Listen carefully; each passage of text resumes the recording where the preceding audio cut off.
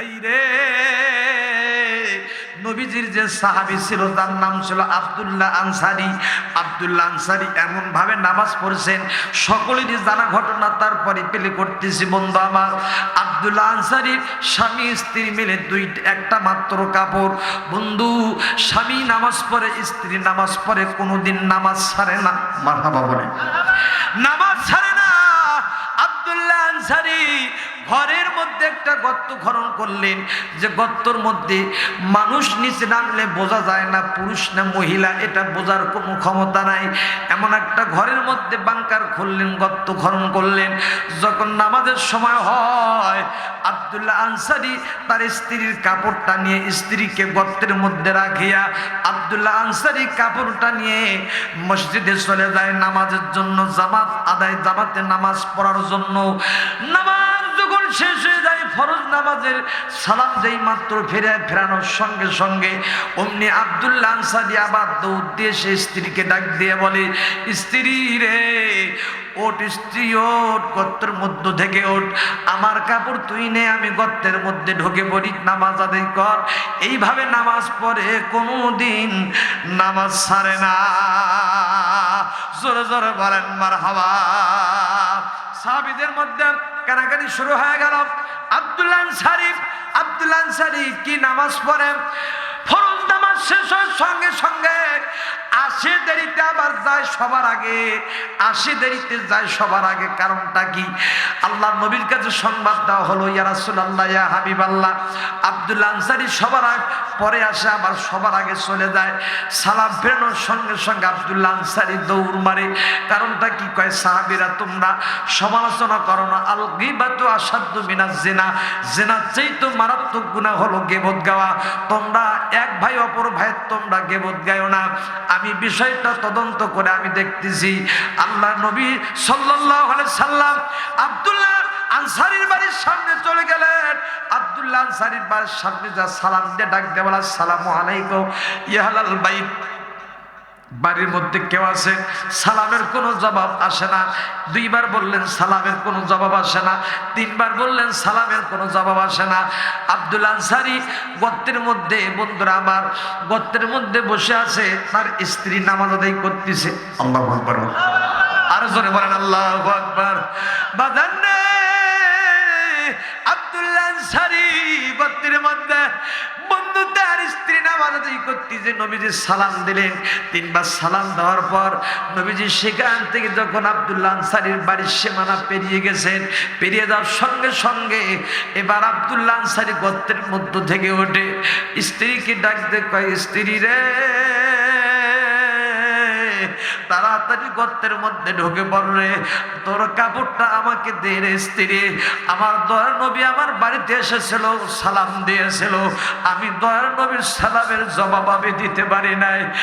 আর স্ত্রীর কাপড় নিয়ে এক দৌড় আল্লাহর নবীর সামনে গিয়ে ডাক দেখে, নবীজি,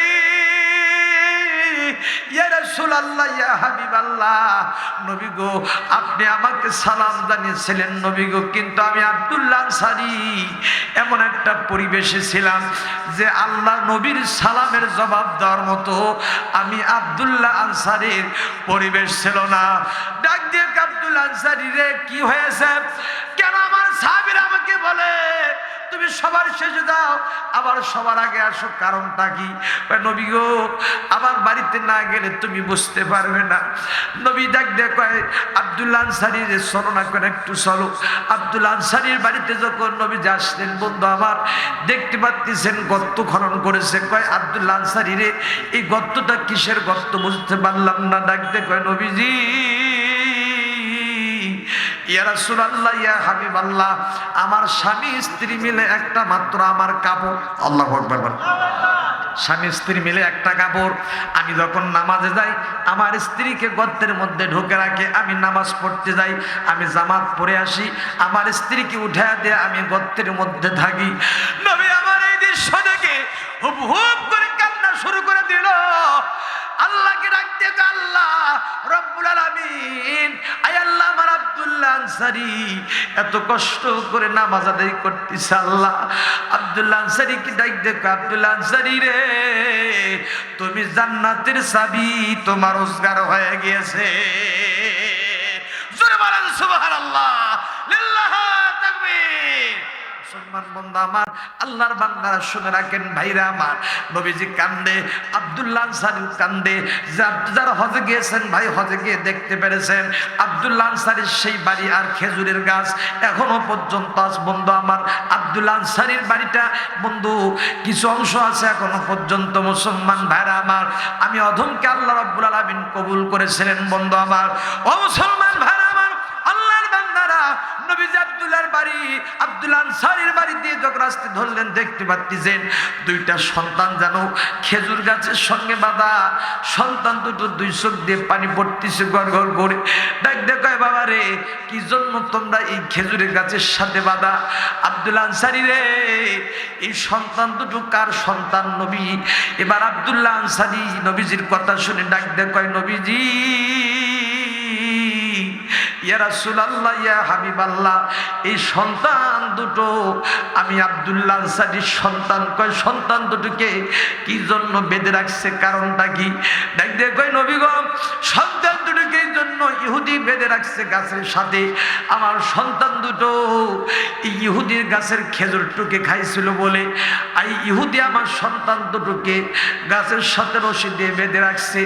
7 দিন ধরে আমার চুলার মধ্যে কোনো আগুন ধরে না, ক্ষুধার টানা সহ্য করতে পারে না। নবীজি কান্দে, নবীজির সাহাবী কান্দে। এ ভাই, নবীজি হুম হুম করে কান্না শুরু করে দিল সেই মসজিদের বারান্দায় গিয়ে। ও বকর ডাক দেয়, কই নবী গো, কি জন্য কান্দেন? ওমর বলে, নবীজি কি জন্য কান্দেন? ডাক দেয়, কয় তোরা পারবি না, বলো বলো, আমার ওসমান গনি কোথায়? আমার ওসমান গনিকে ডেকে নিয়ে আসো। ওসমান গনি এসে ডাক দেয়, কয় নবীজি, কি জন্য আপনি কান্দেন বলেন নবী গো? ডাক দেখ, ওসমান রে, তুমি কি পারবা আমার চোখের পানি বন্ধ করতে? কয় কি জন্য নবী গো, আপনি একটা বার বলে দেন। ডাক দিয়ে কয়, ওসমান গনি রে, ওই যে ইহুদির ওই খেজুর গাছ দুটা তুমি কি আমাকে ক্রয় করে দিতে পারবা নাকি? যেই মাত্র বলছে, বলার সঙ্গে সঙ্গে ওসমান গনি ডাক দেখ, নবী গো, আমার সমস্ত সম্পত্তির বিনিময়ে হলো আমি ওই ইহুদির কাছ থেকে 2টা খেজুরের গাছ আমি ক্রয় করে দেব। জোরে জোরে বলেন মারহাবা। নবীর কথা মানবে যারা হবে জান্নাতি, বলেন নবীর কথা মানবে যারা হবে জান্নাতি। না মানিয়া আবু জেহেল হইল দোজকি, না মানিয়া আবু জেহেল হইল দোজকি। বলেন নবীর কথা মানবে যারা হবে জান্নাতি, বলেন নবীর কথা মানবে যারা হবে জান্নাতি। না মানিয়া আবু জেহেল হইল দোজকি। বলেন মারহাবা। বিরক্ত হচ্ছে নাকি মুসলমান বন্ধু আমার? ওসমান গনি চলে যায়, ইহুদির কাছে ডাক দেখো, ইহুদি রে, তুমি কি পারো এই খেজুরের গাছ দুটা আমার কাছে বিক্রি করতে? কয় ওসমান গনি, কি করবা? কয় কি করবা না করবো এটা তোমার দেখার টাইম নাই, বলো বলো, খেজুরের গাছ দুটা তুমি আমার কাছে বিক্রি করতে। ইহুদি মনে মনে চিন্তা করতেছে, আমার সময়, আমার সুবর্ণ সুযোগ এসেছে, আজকে মনের মতো ওসমান গনির কাছ থেকে আমি নিয়ে নেব। ডাক দিয়ে ওসমান গনি রে, ওসমান গনি, আমি খেজুরের গাছ দুটা দিতে পারি, কিন্তু আমার শর্ত আছে, ও যে তুমি আমাকে 100 খেজুর গাছ, একটা বাগান তুমি আমাকে দান করে দাও। ভাই রে, যে ওসমান গনির খেজুরের বাগান এখনো পর্যন্ত আছে, এত বিশাল খেজুরের বাগান, আরে 200 দূর পর্যন্ত চলে যায় খেজুরের গাছ। বন্ধুরা আমার, একেবারে বিস্তীর্ণ অবস্থা। সেই রাস্তার 2 ধারি দিয়ে, মাঝখান দিয়ে রাস্তা চলে গেছে, 2 সাইড দিয়ে সেই ওসমান গনির খেজুরের বাগান। ও মুসলমান, এত বিশাল বাগান ভাই রে, বন্ধু আমার, আমি 3 ঘন্টা ঘুরছি, 3 ঘন্টা ঘোরার পরও বাগান আমি শেষ করতে পারি নাই। জোরে বলেন মারহাবা। ভাইজান শুনে রাখেন মুসলমান বন্ধু আমার, আল্লাহর বান্দা না, ডাক দিয়ে কয় ইহুদি ডাক দিয়ে বলে ওসমান গনি রে কি চাও বলো। ওসমান গনি ডাক দিয়ে আমার খেজুরের গাছ দুটো দরকার। কয় আমাকে 100 খেজুর গাছ যদি দিতে পারো তাহলে আমি তোমাকে এই খেজুর গাছ দুটো আমি দিতে পারি। ওসমান গনি ডাক দেয় কয় ইহুদি রে তুই কি ভুলটা করলি রে ইহুদি, যদি তুমি আমার কাছ থেকে এই খেজুরের গাছ দুটার বিনিময়ে যদি আমি ওসমান গনির সমস্ত সম্পদ যদি তুমি আমার কাছ থেকে চাইতি রে, ওসমান গনির কাছ থেকে চাইতি, ও ইহুদি রে আমি নবীর ভালোবাসার জন্য নবীর প্রেমের জন্য আমি আমার ওসমান গনির সমস্ত সম্পদ আমি দান করে দিতাম। জোরে বলেন মারহাবা। ভাইজান আমার, আল্লাহর বান্দারা, মুসলমান ভাইরা আমার, ও বন্ধুরা আমার, ও দরদের ভাইরা, ওই নবীদের প্রেম ভালোবাসা সাহাবীরা কেমন করে ভালোবাসছে বন্ধু আমার। এক একটা সাহাবী আকাশের নক্ষত্রের সমতুল্য বন্ধু আমার।